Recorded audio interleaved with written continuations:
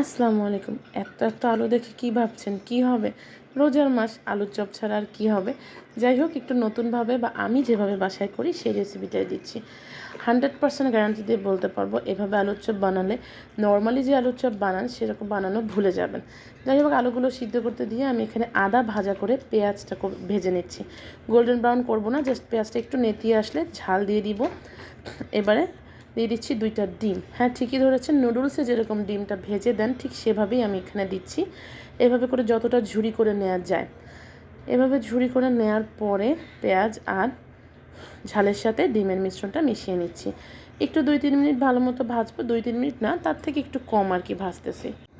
ভাজা হয়ে গেলে একটা পাশে রেখে দেবো। এটা কিন্তু ব্রাউন কালার করা যাবে না, আমি আবারও বলছি।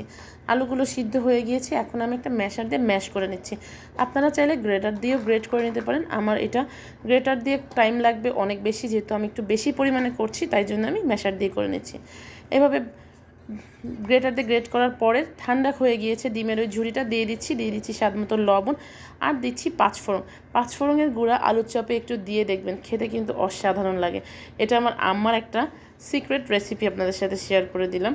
যাই হোক, সুন্দর করে মাখিয়ে নিলাম। মাখিয়ে যদি দেখেন আলুটা একটু নরম নরম, তাহলে 5 থেকে 10 মিনিট একটু রেখে দিলেই আর্দ্রতাটা আর্দ্র হয়ে যাবে আর ভেজা ভেজা ভাবটা শুকিয়ে যাবে।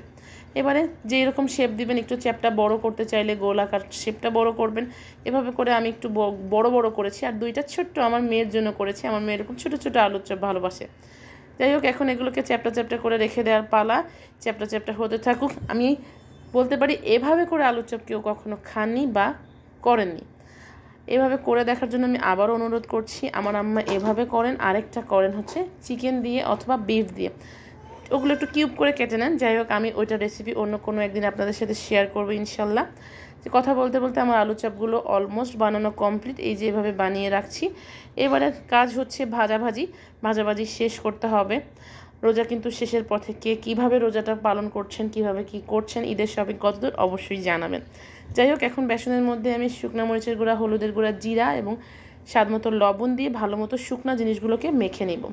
মেখে নেওয়ার মতো পানি দিয়ে আমি এটাকে 2-3 মিনিট ভালো মতো ফেটিয়ে নেব। এতে করে হবে কি, বেসনটা একটু ফুলবে এবং এতে করে আলু চপের উপরের লেয়ারটা খুব সুন্দর একটা ক্রিস্পি ভাব পাবে।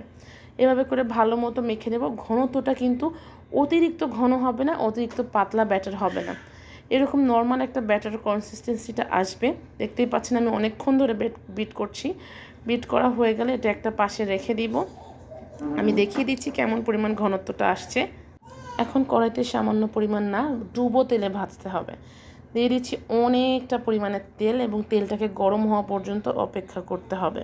এখন পালা বেসনের মধ্যে চুবিয়ে আলুর চপগুলোকে তেলের মধ্যে দিয়ে দেওয়া।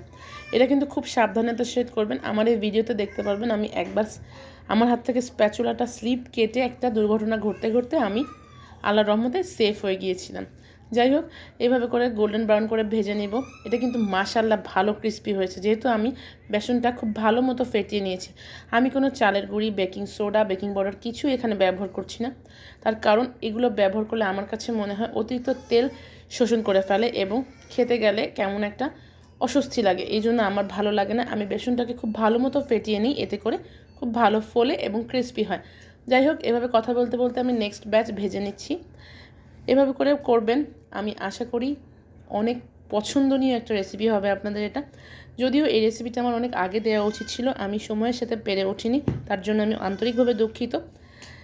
যাই হোক, কথা বলতে বলতে শেষের পর্যায়ে চলে আসলাম। একবার হলেও ট্রাই করে দেখবেন। আল্লাহ হাফেজ, টাটা।